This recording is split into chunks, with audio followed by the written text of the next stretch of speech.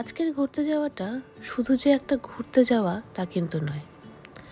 আজ আমরা যাচ্ছি এমন একটি জায়গায় যাকে বলে অন্ধ্রের উটি। আর এই আজকের ঘুরতে যাওয়াটাই হয়ে উঠবে আমাদের ভাইজ্যাক ট্যুরের সবচেয়ে সুন্দর স্মৃতি। নমস্কার, সবাই কেমন আছেন? আশা করি সবাই খুব ভালো আছেন। আমিও ভালো আছি। আমি পিয়ালি। আমার নতুন একটি ভিডিওতে আপনাদের সবাইকে স্বাগত। ভোরের আলো ফোটার সাথে সাথে ব্রেকফাস্ট করেই রেডি হয়ে আমরা রওনা দিলাম আরাকু ভ্যালির উদ্দেশ্যে। বিশাখাপত্তনম থেকে ওই সকাল 7টার দিকে আমাদের ট্রেন ছিল। আর বিশাখাপত্তনম থেকে 111 থেকে 150 কিলোমিটার দূরে এই পূর্বঘাট পর্বতমালার কোলে অবস্থিত এই পাহাড়ি শহর আরাকু ভ্যালি। আমরা ভিস্তাডোম করে আরাকু ভ্যালির উদ্দেশ্যে রওনা দিয়েছিলাম সকাল সকাল। সত্যি কথা বলতে কিন্তু গন্তব্য থেকে বেশি সুন্দর ছিল এই জার্নিটা, মানে ভিস্তাডোমের জার্নিটা। 58টিরও বেশি ব্রিজ ছিল এই রাস্তায়, আর 84টির বেশি সুড়ঙ্গ পেয়েছি আমরা এই 3-4 ঘন্টার ভিস্তাডোমের ট্রেন জার্নিতে। যেন মনে হচ্ছিল একটা চলন্ত সিনেমা। আরাকু পৌঁছে মনে হলো সবুজ পাহাড়, কফি বাগান আর ঠান্ডা হাওয়া শহরের সমস্ত ক্লান্তি যেন কোথায় হারিয়ে গেল। আমাদের গাড়ি বুক করা ছিল স্টেশন থেকে। আমরা কিন্তু ভিস্তাডোম থেকে নেমেছিলাম বোরা কেভে।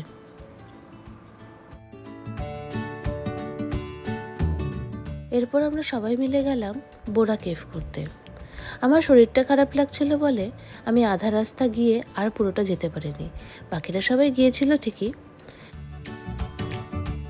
শুনেছি 50 মিলিয়ন বছরের এই প্রাচীন গুহার ভেতরে চুনাপাথরের অদ্ভুত গঠন তৈরি করা আছে।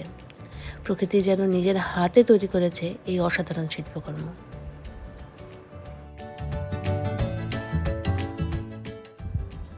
বোরা কেভ ঘুরে আসতে আসতে দুপুর 1টা বেজে গেছিল। সবার লাঞ্চের টাইম হয়ে গেছিল। আর আমরা বোরা কেভ যাওয়ার সময় একটা দোকানে বাম্বু চিকেন অর্ডার দিয়ে গেছিলাম। আরাকু এসে যদি বাম্বু চিকেনই না খাই তাহলে তো ট্রিপটাই অসম্পূর্ণ থেকে যায়। স্থানীয় মশলার ঐতিহ্যবাহী রান্নার স্বাদ সত্যিই আলাদা। এরপর খাওয়া দাওয়া করে ঘণ্টাখানেকের যাত্রাপথের পর আমরা পৌঁছে গেছিলাম আরাকু ভ্যালির কফি প্ল্যান্টেশনে। আরাকু মানেই তো কফির গন্ধ। বিশ্ববিখ্যাত আরাকু কফি এখানকার অন্যতম আকর্ষণ। কফি বাগানের মাঝখান দিয়ে হাঁটতে হাঁটতে মনে হচ্ছিল প্রকৃতির কত কাছে যেন আমরা চলে এসেছি। আমাদের এখানকার চা বাগানের মতো বড় বড় গাছের মাঝখানে পুরো ভ্যালি জুড়ে কফি গাছ। আবার সেই বড় বড় গাছগুলিতে গোলমরিচ গাছ হয়ে আছে। শুধু গোলমরিচ না, সারা ভ্যালি জুড়ে রয়েছে বিভিন্ন রকমের মশলার গাছ।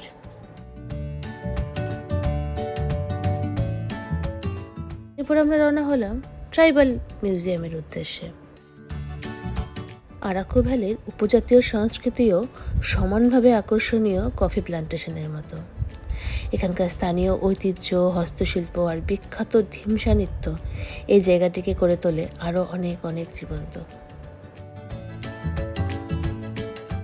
আমার মতো প্রকৃতিপ্রেমীদের জন্য রয়েছে এখানে কাতেকি ওয়াটারফলস এবং চাপড়াই ওয়াটারফলস, যেগুলো আমরা দেখতে যাইনি, মানে কাছের থেকে দেখতে যাইনি।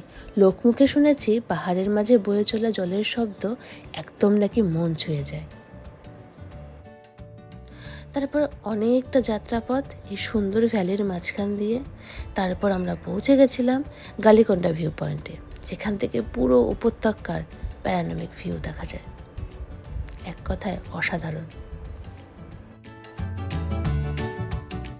এরপর রাস্তায় আরও অনেক কিছু দেখার ছিল, কিন্তু আমার যেহেতু গাড়িতে শরীরটা খারাপ হয়ে গেছিলো তাই আমার আর যেয়ে ওঠা হয়নি। তবে বাকিরা সবাই গেছিলো অবশ্যই দেখতে। এই আরাকু ভ্যালি শুধু একটা পাহাড়ি জায়গা না, এটা একটা অনুভূতি যেখানে প্রকৃতি, সংস্কৃতি আর শান্তি একসাথে মিশে যায়। ভাইজ্যাক ট্রিপের এই 3য় দিন আমাদের চিরকাল মনে থাকবে। কেমন লাগলো আমার আজকের ভিডিওটি আমাকে জানাতে কিন্তু একদম ভুলবেন না। আমার ভিডিওটি ভালো লাগলে লাইক, কমেন্ট ও সাবস্ক্রাইব করে দেবেন চ্যানেলটি। আপনারা ভালো থাকবেন, সুস্থ থাকবেন। আপনাদের সঙ্গে আবার দেখা হবে অন্য কোনো দিন অন্য একটি ভিডিওতে। ততক্ষণের জন্য সবাইকে টাটা।